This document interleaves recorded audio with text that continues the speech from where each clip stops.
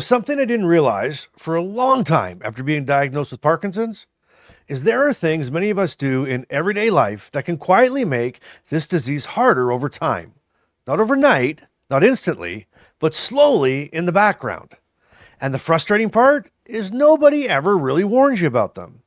They seem small, they seem harmless, but they quietly become a part of your routine and they start to push Parkinson's in the wrong direction. I didn't even realize a couple of them myself until years after living with this. And one in particular completely caught me off guard.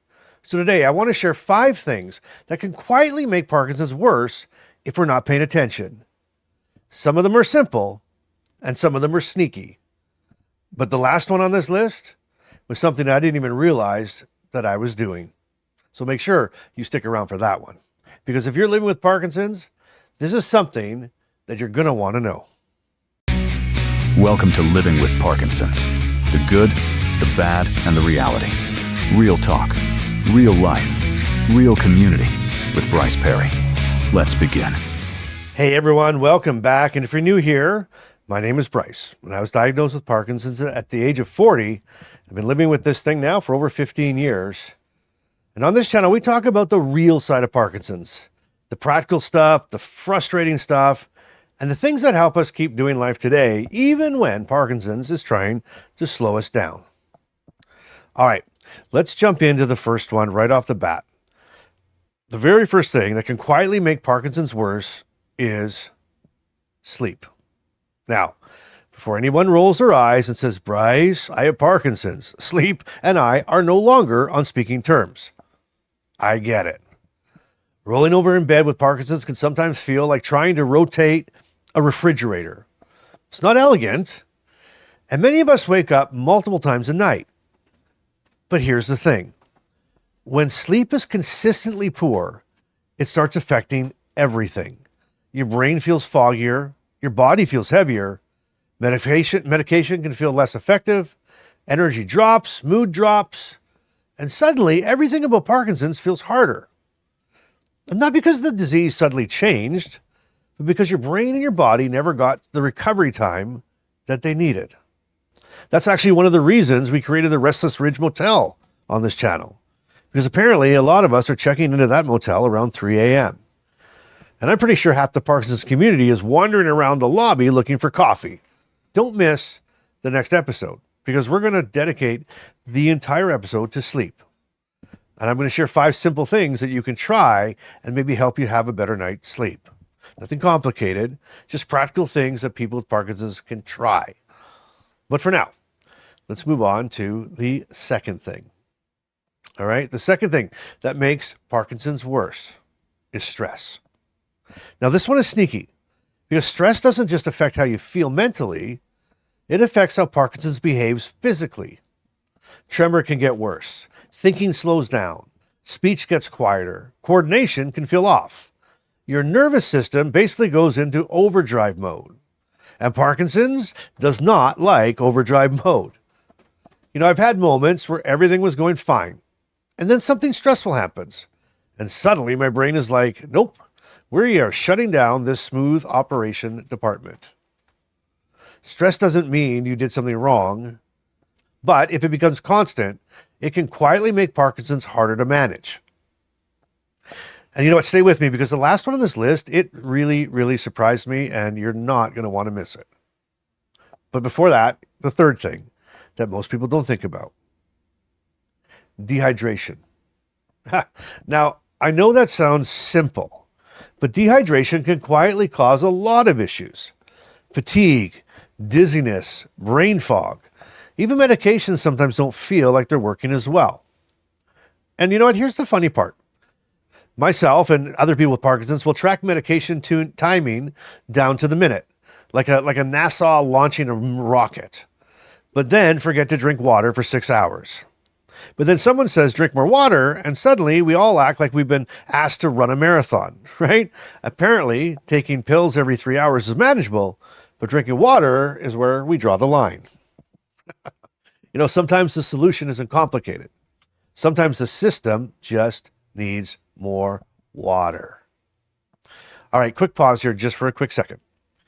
If you're finding these videos helpful and these episodes helpful, hit the subscribe button. It helps the channel grow and it helps more people with Parkinson's find this community. And just a side note as well is I have some speaking engagements coming up in the months ahead. And I've been getting so many questions, comments, and emails saying, "Hey, can we meet? Can we get together? Can I spend some time with you?" Obviously, I can't do that in scale. So what Carmen and I have decided is that we're going to provide some meet and greets. Right? We'll just hang out for a couple hours with people that are in and around the cities that we're speaking at. Okay, so check out the link is in the description below. Go there, reserve a spot because I would love to meet you. If I'm anywhere near you in the world, I would love you to come out. Let's spend a little bit of time together. So check out that in the description and let's see if we can hook up.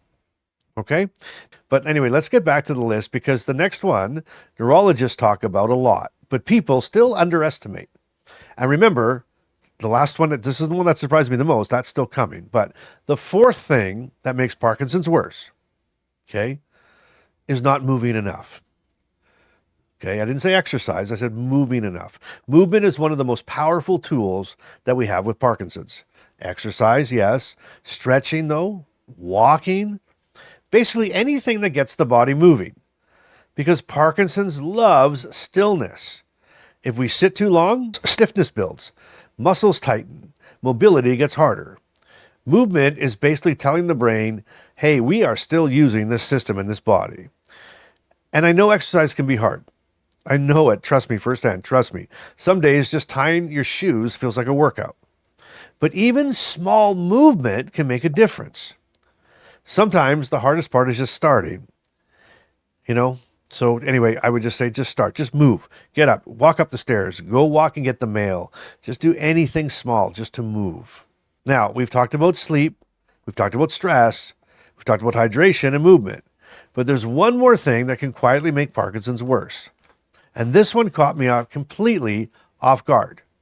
But just before we get to that, it's now time for Carmen's Care Partner Corner, and I have a treat for you today. Carmen is actually here. So without further ado, Carmen? One thing I've learned as a care partner is that Parkinson's isn't just about the symptoms people see. A lot of the things that make Parkinson's harder are actually the small, everyday things that slowly build up. For example, sleep. If Bryce has a rough night and doesn't sleep well, the next day is usually tougher. The stiffness is worse, the fatigue is worse, and everything just takes more effort. Meals are another big one with Parkinson's. Medication timing matters a lot. I'm sure you've heard Bryce say that a lot. If meals get delayed or skipped, it can affect how medications work and how the whole day unfolds. Stress is another thing I notice. When life gets busy or overwhelming, symptoms can really flare up. Sometimes the person living with Parkinson's doesn't even realize how much stress is affecting them, but we notice those little things. That's where care partners often come in. We start to notice the patterns: sleep, meals, medication, timing, activity levels. We see how those pieces fit together and try to help keep things a little more balanced.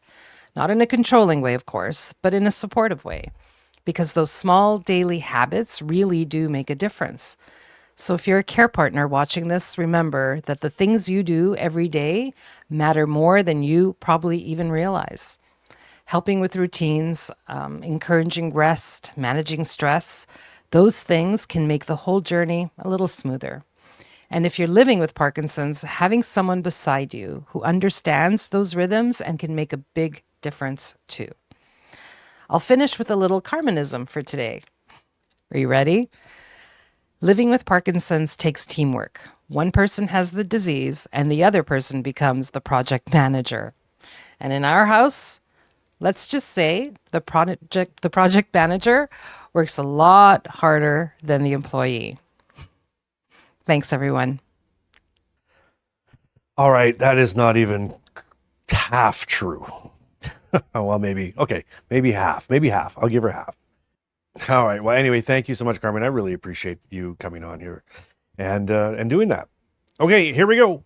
Here is the last one. Okay, the one that honestly surprised me because I realized I was doing it all the time, and I thought I was being responsible. Turns out I was basically mentally poking the bear. And here it is. This is the fifth one that can harm you. Overanalyzing every symptom. Huh, right? See, living with Parkinson's means we pay attention to our bodies. That makes sense. But sometimes our brain turns into a full-time detective. Maybe more than sometimes. Every twitch, every slow step, every stiff moment. And suddenly your brain is trying to solve a mystery all day long. Why did this happen? Is it new? Is this worse? The problem is that the constant investigation creates more stress, and stress feeds Parkinson's symptoms. Sometimes the healthiest thing we can do is stop investigating every single moment, because Parkinson's already takes enough energy. It doesn't need a full-time detective on the case. Living with Parkinson's is complicated. I'll give it that.